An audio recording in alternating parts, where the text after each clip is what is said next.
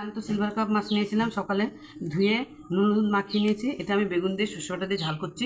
কেমন করে করছি তোমাদের দেখাচ্ছি। দেখো তেলটা গরম হয়ে গেছে, এবার আমি মাছগুলো লাল লাল করে উল্টে পাল্টে ভেজে নেবো।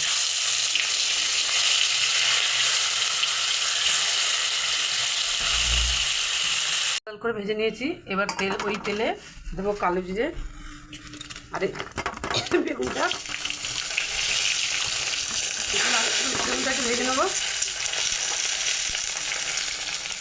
বেগুনটাকে একটু ভেজে নেবো। বেগুনটা দেখো লাল লাল করে ভাজা হয়ে গেছে। এবার আমি এর মধ্যে নুনটা দিয়ে দিচ্ছি, আর দেবো তোমার কালো সর্ষে আর কাঁচা লঙ্কা বেটে নিয়েছি, আর টমেটো এটা দিয়ে দিলাম। আর দেবো হলুদ অল্প করে, আর দেবো একটু কালারের জন্য শুকনো লঙ্কার গুঁড়ো। এটা আমি নেড়ে নেবো, একটু কষিয়ে নেবো।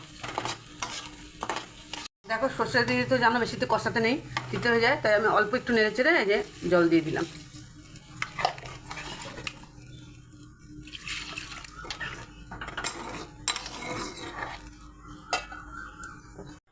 একটু ফুটে উঠলে মাছগুলো আমি দিয়ে দেবো। ঝোলটা ফুটে উঠেছে, এবার আমি কটা কাঁচা লঙ্কা চিড়ে দিলাম আর মাছগুলো দিয়ে দিচ্ছি। আমি এই তরকারিটা কিন্তু এই মাছের এটা কিন্তু পুরো একদম সর্ষের তেলে করেছি, আর উপর দিয়ে একটু কাঁচা তেল দিয়ে দেবো।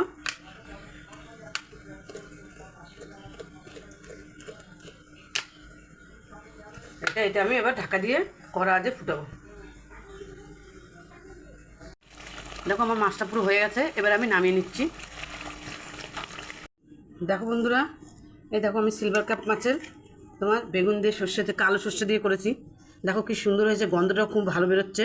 কিন্তু জানো বন্ধুরা, অনেকেই বলে সিলভার কাপ মাছটা যখন কিনি বলছে তোমরা কি সিলভার কাপ মাছ খাও, সিলভার কাপ মাছে কী স্বাদ, ভাতের মতন লাগে। কিন্তু দেখো বন্ধুরা, তোমরা এইভাবে যদি রান্না করে খাও তখন বলবো যে শ্যামলী দি হ্যাঁ খুব টেস্ট হয়েছে খেতে। এভাবে সর্ষে কালো সর্ষে দিয়ে বেগুন দিয়ে সিলভার কাপ মাছের যে ইলিশ মাছের মতন সেম একদম ইলিশ মাছের মতন করতে হবে, খেতে খুব দারুণ লাগবে।